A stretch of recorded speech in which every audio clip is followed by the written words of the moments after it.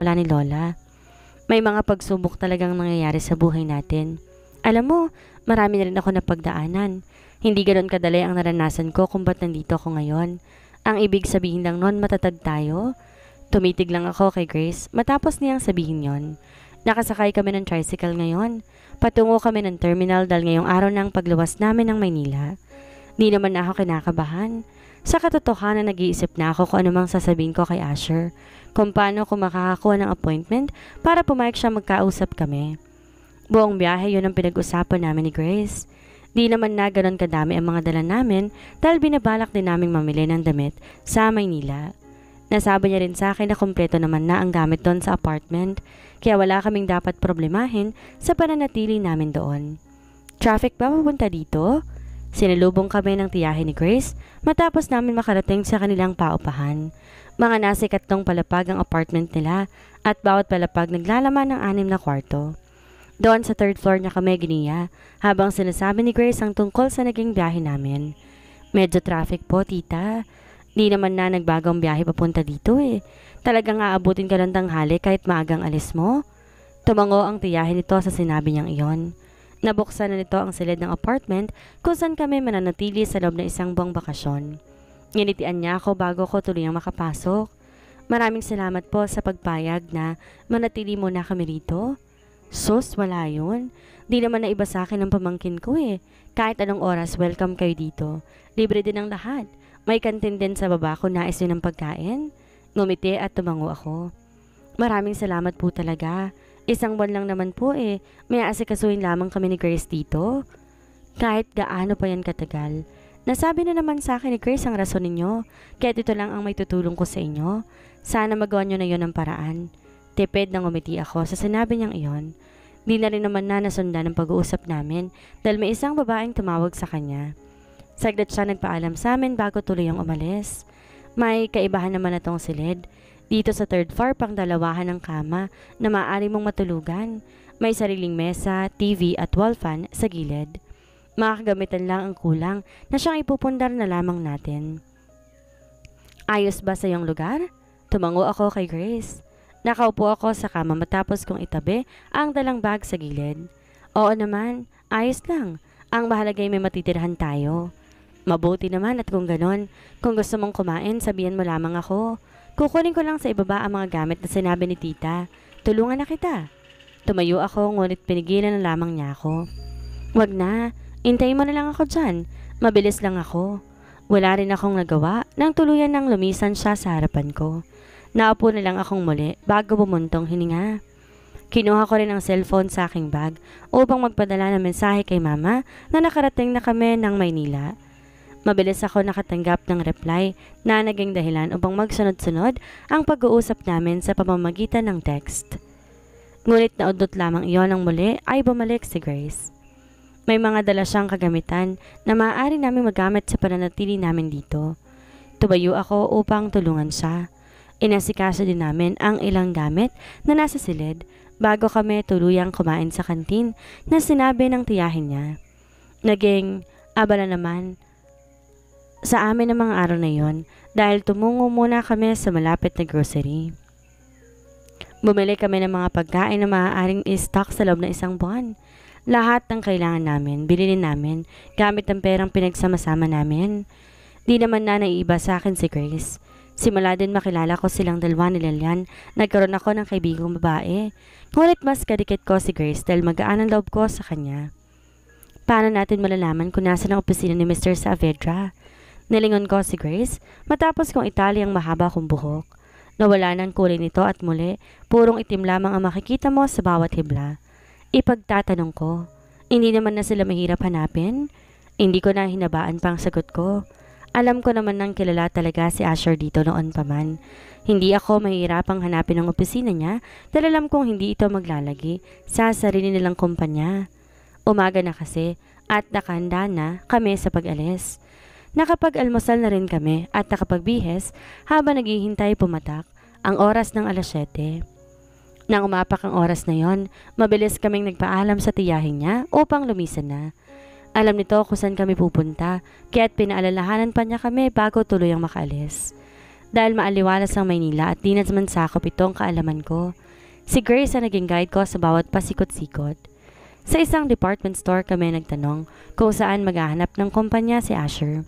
Bumili kasi kami ng ballpen dahil iniisip namin na magagamit yun mamaya. Yung anak ba ni Mrs. Jolina? Tumango kami sa tanong niyang iyon. Dahil nga inaasahan ko nang alam niya kung nasa ng kumpanya. Hindi ako nabigo dahil sinabi niya yon. Sumakay pa kami ng bus at isang taxi bago tuloy ang marating ang mataas na gusali. Doon huminto ang sinasakyan naming taxi bago kami mag-abot ng bayad.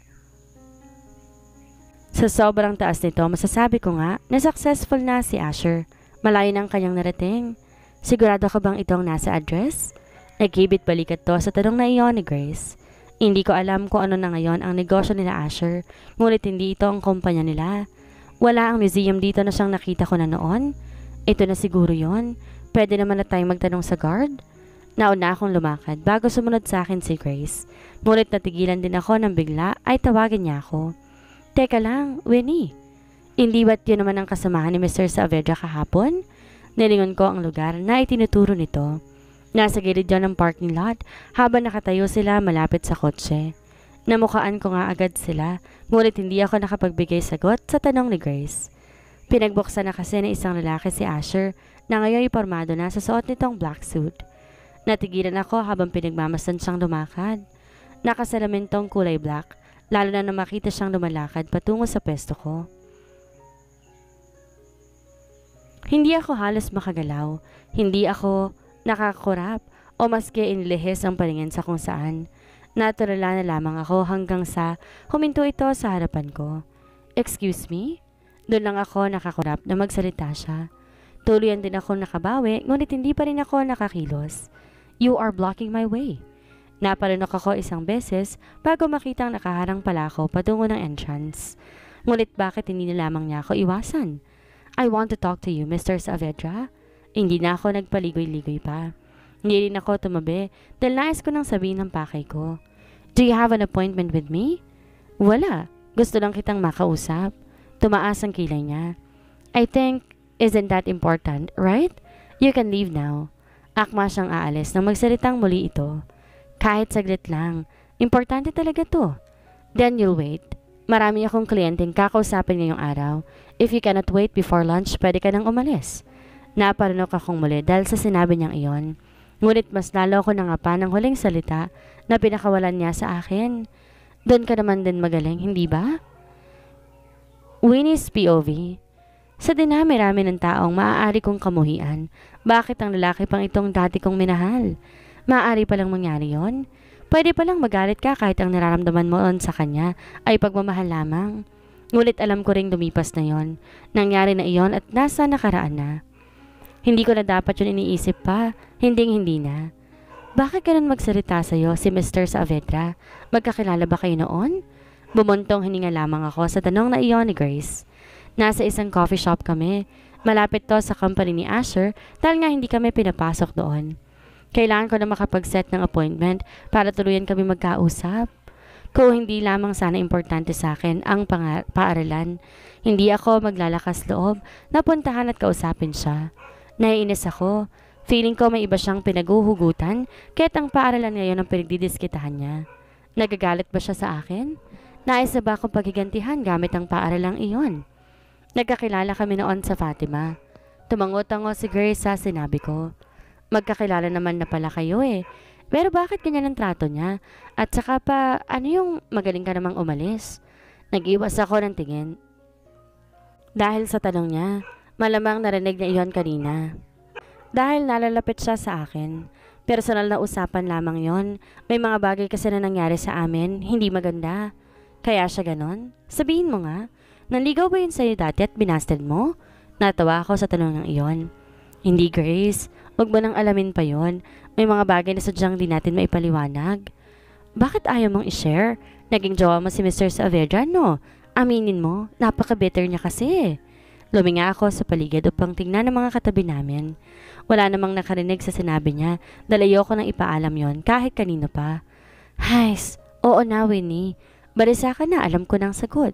Di naman na magkakaganon si Mr. Saavedra kung walang malalim na dahilan. Kaya pala. Tumango-tango siya, kahit hindi ako nagbigay ng sagot. Hindi na rin naman ako tumanggi pa dahil yun naman din kasi ang totoo. Bumuntong hininga na lamang ako bago sumimsim sa iniinom kong kape.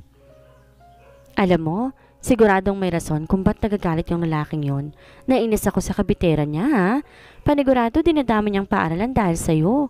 Nangunot ang noo ko. Yan ba ang sa tingin mo? Marahan siyang tumango. Oo, halata naman. Baka nasaktan niya noon. Bakit sa probinsya pupunta para kumuha ng lupa? Ang luwag ng syudad Tsaka naghihiganti yan. Mas lalo nangunot ang noo ko ngunit hindi ako nagbigay tugon. Don't tell me hindi mo naisip yon. May naisip ka bang ibang rason kung bakit siya doon magpapatay ng negosyo? Dahil lokal na lugar yon at limited ng pamilihan? Umiling siya sa sagot ko. Hindi. Dahil nandun ka, dahil alam niyang doon ka nagtuturo. Gusto niyang mawalan ka ng trabaho. Yun yung way ng paghihiganti niya. Nag-iwas ako ng tingin dahil sa sinabi niya. Nung una naisip ko na yun Pero para saan pa para magiganti siya? May fiancé na siya. Ninanais pa rin ba nasaktan ako? Pero bakit ngayon lang? So, ex-boyfriend mo nga si Asher? Muli napalingon ako kay Grace. Sa dinami ng paratang na kanyang sinabi, ngayon niya nakukumpirmahin, ex ko talagang hinuhusgahan niya? Oo, 6 na taon nang lumipas na maghiwalay kami. Sabi na nga ba Pinanlakihan ko siya ng mata. Wag na natin pag-usapan yan dito. Baka may empleyado siya nakikinig at ipaalam nito kay Asher na pinagkalat kong dati ko siyang nobyo. O bakit? Totoo naman yon. Kesa yung makarinig sila ng salitang hindi totoo. Ayoko. Ayokong ganun. Mag-aasawa na yung tao, Grace. Tinikom nito ang bibig dahil sa sinabi ko. Ayos lang ba sa'yo yon? Move on ka na? Grace. Tinignan ko to na makahalugan. Nais pa sana niyang magtanong pero tumunog ang cellphone ko. Si Calix yun na madali kong sinagot dahil nung huling tawag niya noong nakaraang buwan pa. Nasa Manila ka pala? Yon ang bunga niya sa akin matapos ko sagutin ang tawag niya. Oo, may inaasikaso lang. Nasabi sa akin ni Titang rason kung ba't nandyan ka. Bakit di mo ako tinawagan? Alam kong busy ka, Kal. Kaya ko naman na Kamusta ng anak mo? Dinig ko ang pagbuntong hininga nito sa kabilang linya. She is okay. Nagkasundo na kami ni Deborah. Nakahinga ako na maluwag dahil sa narinig. Simula na maging polis si Calix, marami na siyang naging koneksyon ngayon. Dumating din ang pagkakataong nakilala nito ang ama ni Deborah.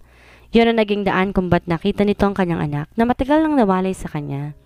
Wala ba naging problema dyan? Ayos lang bang apartment na titirhan ninyo? Oo, Calix. Don't worry. Safe doon. Salamat sa concern mo. Si Asher, nagkausap na ba kayo? Hindi pa. Ang hirap kumuha ng appointment. Hindi ako makatanggap ng email sa sekretary niya. Yan ba ang problema? Ako nang bahala doon. I will call you later. Pinutol na nga nito ang tawag matapos sabihin yon. Hindi ko alam kung paano yun magagawa ng paraan habang iniisip namin ni Grace kung paano makakapasok sa loob. Kukumbinsin ko lang naman siya. Kung hindi ito magawang makumbinse, hayaan ko na lang ito at tatanggapin ang kapalaran ng paaralan. Wala na din naman akong magagawa kung mabibili niya nga iyon. Matapos ng kalahating oras muli, tumawag sa akin si Calix. Nasa isang bookstore na kami kung saan namimili ng libro si Grace sa loob. Nagpaalam ako sa kanyang sasagutin ko lang ang tawag ni Calix. Lumabas ako at nagtungo ng silid ng bookstore. Di ganong maraming taong dumaraan dito dahil nasa gilid to ng gusali nila Asher. Nakapag-set ako ng appointment mo. Mamayang 3:00 ng hapon. Wala kasing bakante ngayong umaga dahil may board meeting sila. Salamat sa tulong, Kal, pero paanong pangalan ko? You are my representative today. Ako ang nag-set pero ikaw ang nilagay kong pupunta doon mamaya. Ayos lang ba yon? Oo, salamat. Ayos na yon. Kakausapin ko lang naman siya Bumuntong hininga si Calix. Alam mo, masyado nang maraming koneksyon si Asher ngayon. Nag-iba rin ang ugali niya kaya tiyak mahirapan kang kumbinsihin to. Kahit na, susubukan ko lang naman. Oras na hindi siya pumayag baka uwi na rin kami ni Grace. Yes, much better. Mas mainam na umuwi nga kayo kung di mo rin siya makukumbinse. Huwag mong ibaba ang sarili mo. Kung ayaw niya, huwag mong pilitin. Dahil sa sinabi niyang iyon, hindi na ako nakasagot. Pakiramdam ko ako ngayon na naghahabol, pero alam ko naman na ang lupa lang ang habol ko. Dapat malaman niya kung gaano kahalagang paaralan yon sa mga gurong nandoon. Hindi ganito, hindi yung porket gusto niyang bilhin ng paaralan, gagawin na niya. Matapos kumakausap si Calix, binalingan ko pa ng tingin ang mga nagdaraan ng tao sa harapan ng gusali.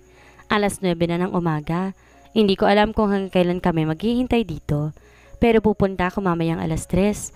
Kung yun ang pagkakataong para makapag-usap ko si Philip ng maayos. Gagawin ko para matapos na to at makauwi na kami.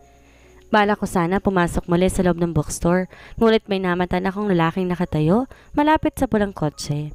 Tila ba may hinihintay siyang lalabas doon na hindi ko alam kung anong pakay niya. Ilang segundo nga nang bumukas ang pinto ng kotse. Lumabas doon isang lalaking may tangkad na tulad lamang kay Asher. Naka-black suit siya at may hawak siyang case na siyang biglang inagaw ng lalaking nag-aabang kanina. Dahil doon biglang namilog ang mata ko sa nakita. Walang kasamang lalaking lumabas ng kotse kaya hindi niya to nagawang habulin. Ngunit ang lalaking umagaw ng case tumatakbo ngayon palapit sa akin na may pagmamadaling makatakas. Imbes sumarang ako, ang paa ko na lamang ang aking iginilid dahilan upang madapa at tumalsik ang case na hawak niya.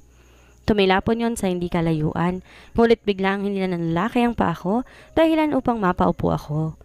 Huli na makabawi ako dahil nakatakbo na to paalis. Naitukod ko pang aking siko na naging dahilan para makaramdam ako ng hapde. Are you okay, miss? Hindi mo dapat ginawa yun. Lumapit na ngayon ang lalaki sa akin na siyang nagmamayari ng case kanina. Sa sobrang pag-aalala nito, hinawakan niyang siko ko para tingnan ang sugat na natamo ko. Paano ko napahamak ka? Kasi kinuha niya yung case mo. Di ako makasagot ng maayos. Para bang pinapagalitan niya ako dahil yun ang ginawa ko. Napabuntong hininga siya bago ko tuluyang itayo mula sa pagkakaupo. Thank you for helping me, but that's dangerous. Sa sunod, huwag mo nang uulitin yon. Wala sa sariling tumango ako. Hindi ko kasi alam ang gagawin kanina dahil iniisip ko na baka perang mga laman nito. Paano kung gagamitin niya mga yon sa isang trabaho? Pera lang ang mga yon. Hindi mo dapat sinugal ang buhay mo. Palihim na natawa ako dahil sa sinabi niya. Tumalikod na rin to dahil kinuha niya ng case na tumilapon kanina. Hindi ba siya masaya na hindi yon tuluyang nakuha ng magnanakaw? Mga mayayaman talaga. How much do you want? Akala ko umalis na siya ng tuluyan, ngunit eto siya't nakatayo sa aking gilid, tinatanong ko magkano gusto ko. Inaalok ba niya ako ng pabuya? Excuse me, hindi ko kailangan ng pera mo. Then what? Gusto mo ba dalhin kita sa ospital? Sinilya pa nito ang siko kong nagdurugo. Dahil doon maring napamura siya bago nito hinawakan ang pulsuhan ko. Let's go. Ha? Teka. Hindi ko inaasang masasapak ko siya dahil hinawakan nito ang kamay ko.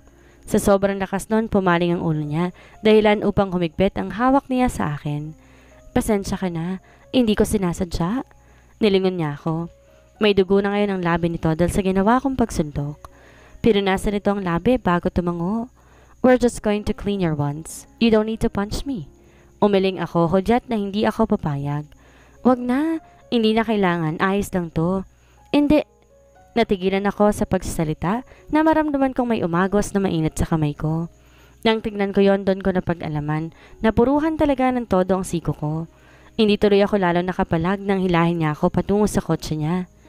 Pinasok ako nito sa loob hanggang umikot ang ulo ko sa kabuuan ng kotse. Mabilis din tong pumasok at agarang binuhay ang makina. Hindi mo naman ako kailangan dalhin sa ospital. Ayos lang ako. Kaya ko to. Umiling siya. No. If you won't accept any amount, much better if I will bring you to the hospital. Baka ano pang mangyari sa'yo at kasalanan ko pa. Natawa ako sa tinig niyang sarkasmo. Tumutulong ba talaga siya o napipilitan lang? Wag na nga sa ospital. Ayos lang to. Malayo to sa bituka. What the heck? Nilingon ako nito. Will you just shut your mouth? Napamaang ako. Kung maganda nga siyang lalaki, hindi naman din pala magandang ugali niya. Ang sungit. Pwede silang magsama ni Asher.